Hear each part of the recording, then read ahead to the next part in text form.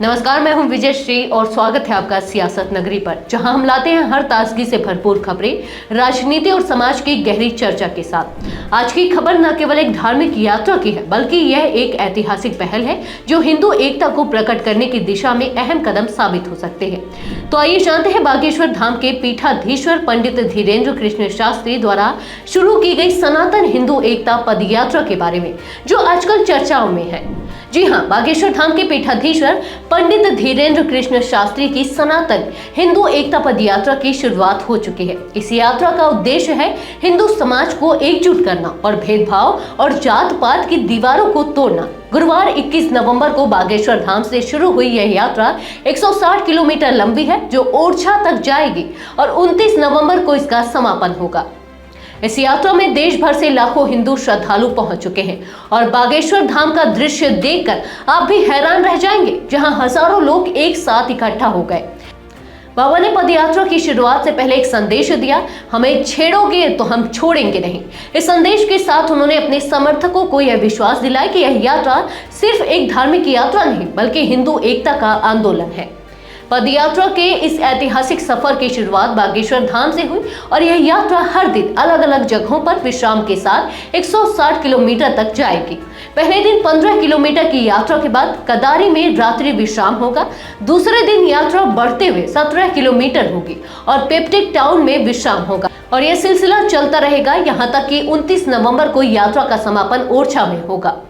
इतने बड़े स्तर पर हो रही इस यात्रा को लेकर सुरक्षा के भी पुख्ता इंतजाम किए गए हैं और साथ ही यात्रा के रास्ते को होर्डिंग और पोस्टरों से सजाया गया है। बागेश्वर धाम से ओरछा तक का यह मार्ग पूरी तरह से भक्तिमय हो गया है, जहां हर जगह हिंदू एकता का संदेश फैलाया जा रहा है। पंडित धीरेन्द्र कृष्ण शास्त्री ने यात्रा के दौरान अपने समर्थकों से कहा कि इसका मुख्य उद्देश्य समाज में भेदभाव और जातिवाद को समाप्त करना है। साथ ही उन्होंने यह भी कहा कि यह यात्रा यह साबित करेगी कि गद्दार कौन है।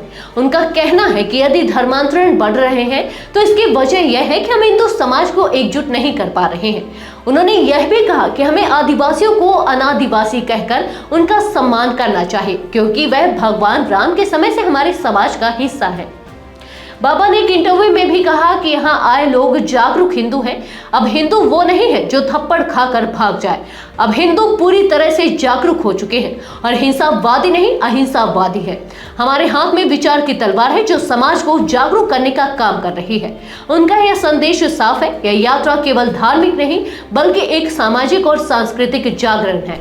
तो दोस्तों, यह थी आज की खास खबर बागेश्वर धाम से, जहां पंडित धीरेन्द्र कृष्ण शास्त्री की सनातन हिंदू एकता पदयात्रा ने एक नया मोड़ लिया है। यह यात्रा केवल धार्मिक नहीं बल्कि सामाजिक बदलाव का भी एक हिस्सा बन चुकी है। आपको क्या लगता है, क्या यह यात्रा हिंदू समाज को एकजुट करने में सफल होगी? क्या पंडित धीरेन्द्र कृष्ण शास्त्री का यह कदम हिंदू धर्म और समाज को नई दिशा दे सकेगा? अपनी राय हमसे शेयर करें और सियासत नगरी को सब्सक्राइब करना ना भूलें, ताकि हर बड़ी खबर से आप अपडेट रहें। अगले एपिसोड में फिर मिलेंगे, तब तक के लिए जय श्री राम।